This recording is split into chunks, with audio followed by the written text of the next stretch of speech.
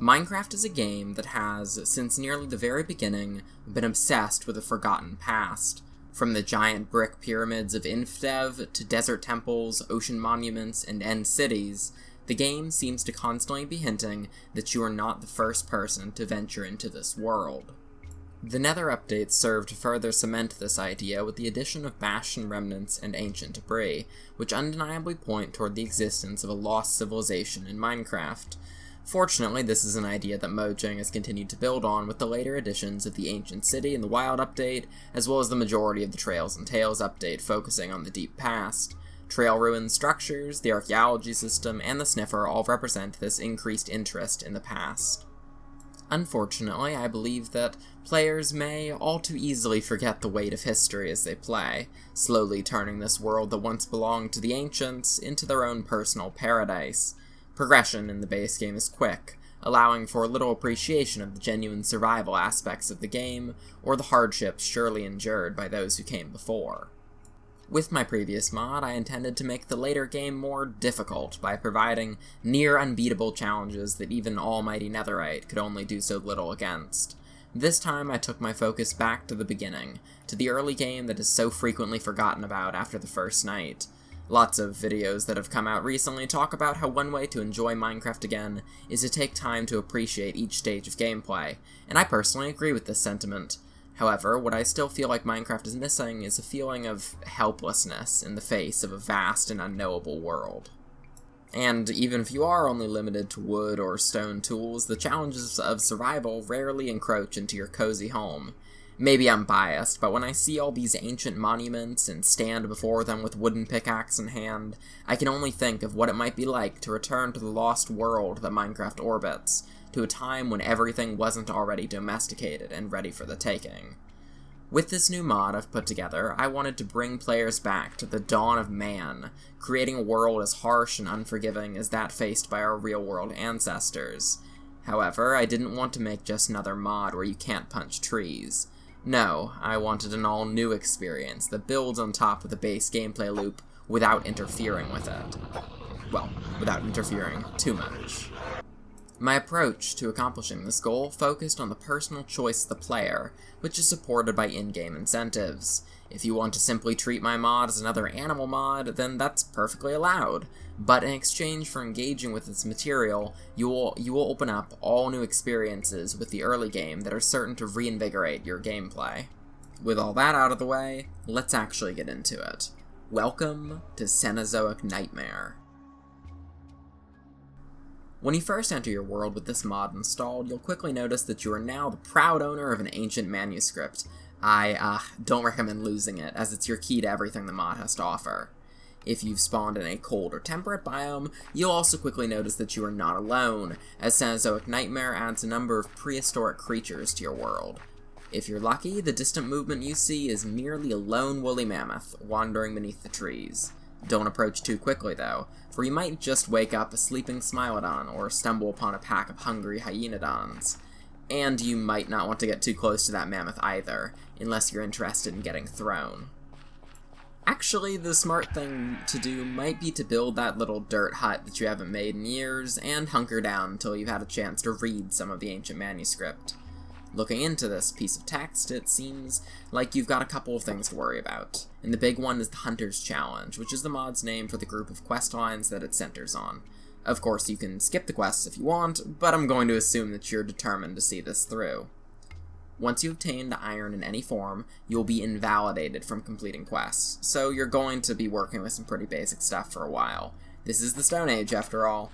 Good thing I added spears. But, before you get to stone, you'll want to take a look at the first quest, called Hunter's Mark 1, which must be completed before you've obtained cobblestone or iron. What, did you think this was going to be easy? Oh, and the quest requires killing a Hyenodon to make an effigy. So, wood tools it is, at least until you can gather the courage to face a Hyenodon. A small side note here, Hyenodons are not actually closely related to hyenas, in spite of their similar names. Anyway, leaving your cozy dirt hut, you start to gather up some wood and work on a more reasonable goal, getting a hand axe. Hand axes are primitive yet highly versatile tools that are going to serve you well on your prehistoric journey. Yours is made from flint and clay, which requires a bit of exploring. But night is coming quick, and you know what hunts at night? Hyenodons. And Smilodons, for that matter. Better hurry. So, by this point, you're probably starting to get the idea of what this mod is all about, so let's talk a little bit more directly about features. Firstly, there are currently only 3 creatures added, but I have way more in the works. It's been a huge task getting the mod to its current point, so I'm really just happy to share what I have so far. Each of these creatures have a ton of custom abilities, moods, and reactions to different scenarios. For example, mammoths grieve their dead, Smilodons break down doors, and Hyenodons are scared from mammoth tusk whistle, just to name a few. They all also become corpses when they die, which can be harvested using a hand axe, allowing access to their various drops. Corpses, however, attract predators, often leading to you having to defend your kill.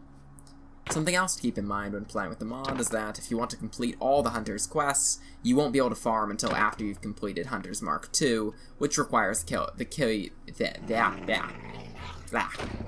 know what, screw it, I'm gonna keep in my inability to speak. Yes, you'll need to complete Hunter's Mark II before you can do any sort of farming stuff, which, of course, requires drops from Mammoth. The idea is that you are progressing through the mod in a way that sort of mirrors the real-world progression through the most ancient history, which began long before agriculture developed.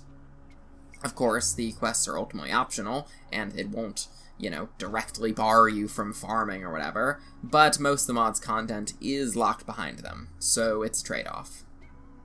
Now, the higher tier quests will bring you into conflict with elite variants of the mod's creatures called Triarchs, which are stronger and generally more aggressive than their regular counterparts.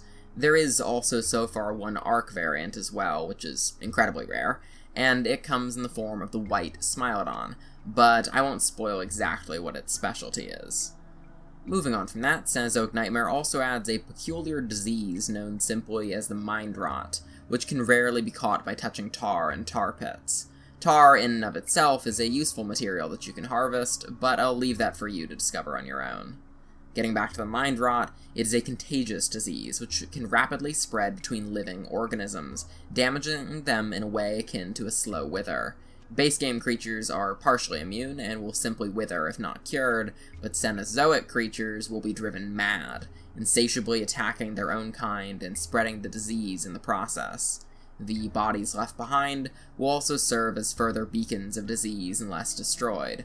Fortunately, Mind Rot-infected entities are highly flammable. Now, the Mind Rot can be cured, but you will need to make an ancient remedy by combining various plants, including those dug up by the Sniffer.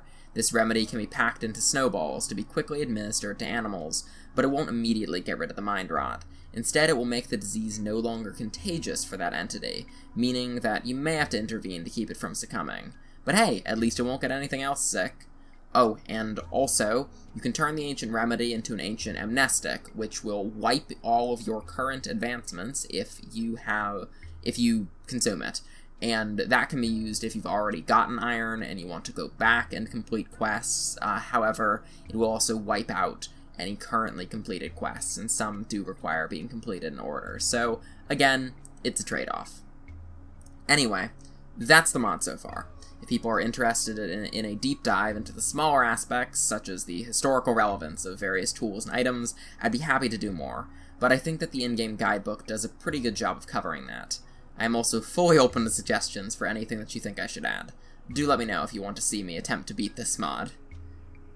Anyway, thanks for watching. Make sure to like and subscribe and do all that. There's comment. Do that too. And I will see you around. Bye for now.